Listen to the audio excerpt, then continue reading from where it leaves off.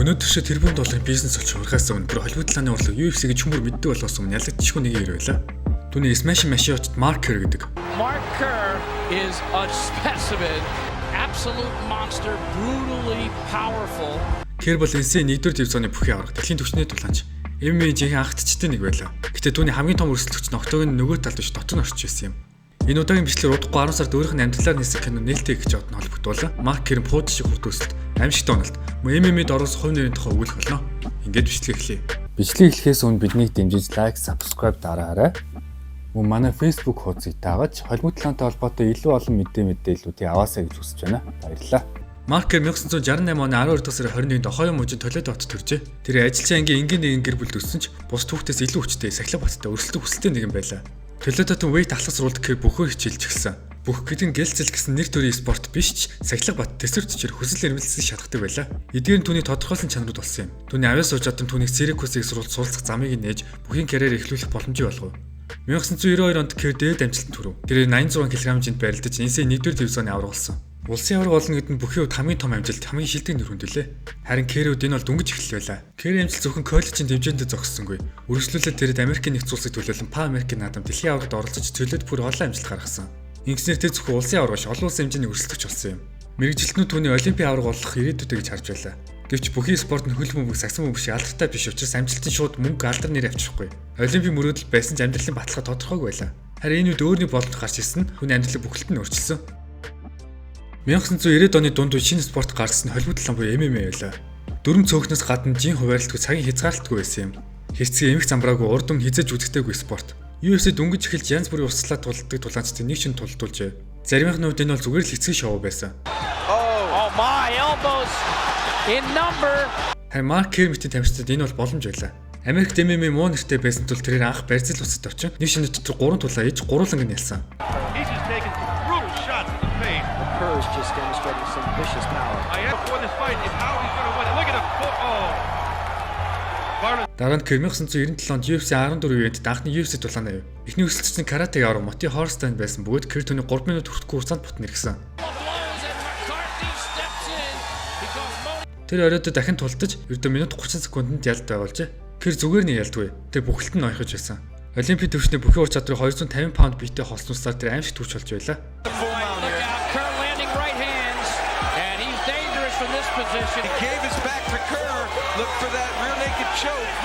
There it is. There it is. There it is. MMA-ийн зэрлэг дөрөнгөө ертөнцид Kerr ялагдчихгүй мэт байсан. Mark the Specimen Kerr. 1990-ад оны сүүлээр Япон бол MMA жинхэнэ төв байсан.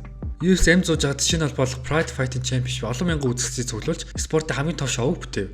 UFC 15 тулдаж нохлоо тогтоосон дараа Kerr Японы Pride 2 шоунд тулдахаар очив. Тухайд Япон тулаанч Дрок Очин нэрнтэй байлаа. 40 мянган үзэгчтэй цэнгэлтийг тулдах тулаанч өөр мөрөөдөл байсан. Kerr тэнд ч бас ялтаа өрсөлдөлөв. Өрсөлдөгчдөө хэдэн минутын дотор дуусгаж хин ч өөртөө нөрсөлдөж чадахгүй гэдгийг харууллаа. Позишн тултаа ва. Цэний сайд позишн торимашта Kerr. Камера жотай гягун наата. Тэр л орчин үеийн хүн жингийн анхны загвар буюу том биетэй хурдтай техник сайтай догшин ширүү нэгэн байсан юм. Pride холбоонд Kerr төгс тохирохоос гадна комикийн баатар шиг харагддаг асар том биетэй бүхэн амжилтаараа батлагдсан нэгэн байлаа. 1997 оноос 2000 оны хооронд Kerr бараг л ялагдчихгүй. Тэр бүхий ур чадраа ашиглан өрсөлдөгчдөө төвөггүй дуусгаж дэлхийн хамгийн аимшигтай хүн жингийн авраг байсан билээ.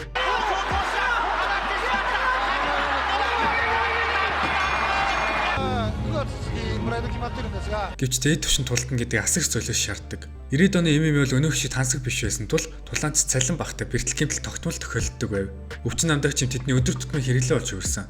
Kerr тэрээр бүхий жилүүдээс үлдсэн бэртэл MMA-ийн байнгын тулаанууд нь түүний биеийг сүрүүлжээ.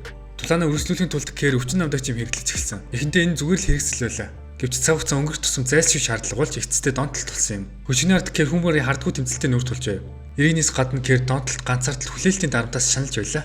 Түүний Smash Machine гэж нэрлэдэг байсан ч үнэндээ тэр дотроо эвдэрч байсан юм. The part that hurts is that when everybody else around you can see how you are, except you can't see yourself. Slowly, month by month, it's like I lose a little more control, a little more control, a little more control. 2000-ад оны ихээр түүний байдал улам өндөрсөн байв. Тэр зөвхөн өрсөлдөгчдөө ялагдах биш, өөрийн донтолттой давхар ялагдаж байлаа. Хувийн амьдралч зөвхөн болж тухайн найз зөв Don Staples түүний хамгийн харанхуй мөчүүдийн гэрч болжээ. I was still in bed and he said, "You know what? Don't ever leave me." And I said, "There's only one way that I'll leave you." And he said, "What's that?" And I said, "If you don't get clean, if you don't get off drugs." 2002 онд HBO телевизэд Smash Machine гэх баримтат кино цэцсэн юм. Үзэгчид Кэрийг тариаж найз зүсүүдгээ маргалдаж сэтгэлээр унжиг харсан. Энэ кино зөвхөн ялтын тухай биш, харин түүний дотор сүйдрийг илчилсэн. Гэхдээ энэ асуудал зөвхөн Кэрих байгаагүй. Түүний үе маш олон тулаан жижиглэг хүртэл донтох хүчин санхүү дамд гэх мэт асуудалтай тулгарч байсан. Харин HBO-ийн баримтат кино үүнийг хамгийн тод илчилж, тулаанчдад зөвхөн дайчд биш, адилхан хүмүүс гэдгийг үзэгчид анх удаа харуулсан. Энэ бол цочтом харамсалтай бас жинхэнэ дүр зураг байлаа. And it became prescription abuse. And then from abuse it became addiction. And then once you turn that corner, once you cross that invisible line, there's no going back. Рингэн дээр ч Кэр дараалсан ялгдлуудыг авч эхэллээ. Түүний хурд хүч буурч залуу үлсэн тулаанч түүнийг гүйцэж эхэлсэн. 2000-ад оны дунд үед нэгэн цагт хамгийн аимшигтай байсан тэр хүн жижиг тэмцээнүүдэд ялгцаар байлаа. Түүний нэгдээ зүг ялцчгүй гэх айдас шалгуулсан. Тэр эргэрхийг олон удаа оролцсон амжилтанд бүр их унаж сүүлийн тулаанууд жижиг заалан цөөхөн үжигдсэн өмнө болсон юм. Нэгэн цагийн домогт тулаанч ийм дүрсийг харах үзэгчдэн үнэхээр хэцүү байлаа. Харин Кэрүүд энэ бол жинхэнэ амьдралын сургамж болсон юм. Тэр ялагдчихгүй аврагаас донтогч бол зөвхөн амьд үлдэхин төлөө тэмцэгч нэгэн болж хувирсан. Амьд үлдэх нь өөрөө ялт олон хувирсан юм. 2000 он гарснаас хойш тэр 14 тулааж 11-т нь ялагдсан. Тулааны спортоос хөндөрсний дараа Кэр амьдралдаа өөрийн байр суурь олоод хүндэлтэй байсан. Тэр үе MMA анхдагчид өнөөдөр ч асар мөнгө олдгүй байлаа. Тэр тулаан спайлагч зөвхөн сориг өртөөл үлджээ. Нэг үгээр хэлээд Кэрийн тулааны дараах амьдрал бол бас нэгэн тэмцэл байсан юм. Тэр олон жилийн турш донтох өвчин болон цэцэл хутгалтайгаа тэмцэв. Гэхдээ тэр амьдралаа эргэн харж өөрийн алдаа оноо сонголтуудаа эргэцүүлж эхэлсэн. Өөрийн ялсгуудтай Кэр өвчин амдах хэмт хэрхэн бооцлогдсон тухайга илэн талангүй ярьдаг байв. Энэ үн чадал нь түүний эмзэг харагдуулсан ч олон шүтэн бичлэгчтэй хүндэтгэлийг хүлээсэн. I've fought in front of 60-70,000 people. Well, I've won world championships. I've been paid, hundreds of $1,000s to do it. And now I just live a regular life. Sometimes it's hard. Мэдээж Марк Кэрийн тулааны хэм маяг MMA спортод мартагдчихгүй уул мөрөлдөөсөн. Тэр жинхэнэ бүхий ур чадварыг хэрхэн тулааны дэвшинд ноёхож болдгийг баталсан анхны хүмүүсийн нэг байсан. Түүний хүчтэй нудрах хэвтэй тулаан тэсвэргүй хүч чадал нь ирээдүйд хүн жингийн тавьсан том нөлөө болсон. Тэр бүхэн сур зөвхөн ашигтай байгаа зогсохын хамгийн аимшигтай зэвсэг болохыг харуулсан. Гэхдээ Кэрийн хамгийн том амжилт бол дэвжин тэрх ялтууд биш. Харин түүний түүх тулаанчдын хүн талаас нь харуулсан явдал юм. HBO-ийн баримтат кино гарахаас өмнө үзэгчид MMA тулаанчдыг гладиаторд гэж төсөөлдөг байсан. Харин түүний талаарх баримтат кино энд хуурмыг нураасан. Үзэгч фэнэ тулаан бах ямар үнцэнтэй, ямар их золиос шаардгийг харсан. Ялалтай дөрвж үзэх системийн төв зовлон байдаг гэдгийг ойлгосон. Энэ эмзэг байдал нь Кэрийн түүхийг өнөөдөр үнцэнтэй болгож байна. Өнөөдөр Марк Кэр эгэлж ирэн амьдралаар нам гүнхэн амьдарч байгаа. Тэр одоо их алдартны ертөнцид байхгүй. Харин өдөр тутмын амьдралаа авч яваа иргэн хүн. Гэхдээ тэр 1990-ад оны MMA үеийг саналцдаг фэнүүдийн хувьд том хэмээрээ эд баялаг хөрөг мөнгөтэй золог тайлаагүйч түүний хамгийн том өв бол үнэн түүх юм. Өөрийн зовлог нуухын оронд тэрийг дэлхийн нийтэд харуулсан. Хамгийн хүчтэй хүмүүс живдэрч болдог гэдгийг харуулж тэр өөртөө адилхан зовж олон хүнд дуу олж өгсөн юм.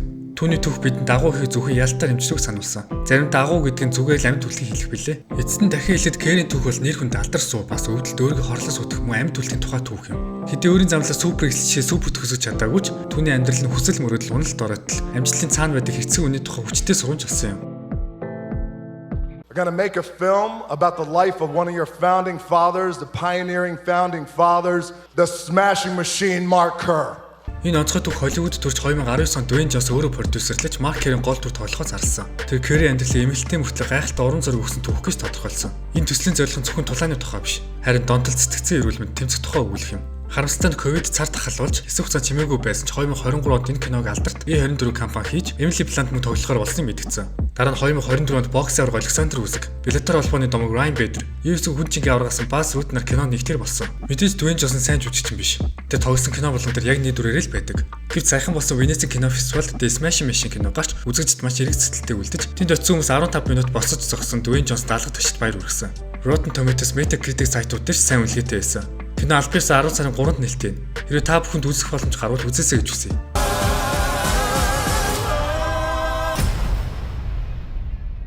Бичлэг маань энэ үрээ дуусч байна. Хэрвээ таалагдсан бол лайк, subscribe дараарай.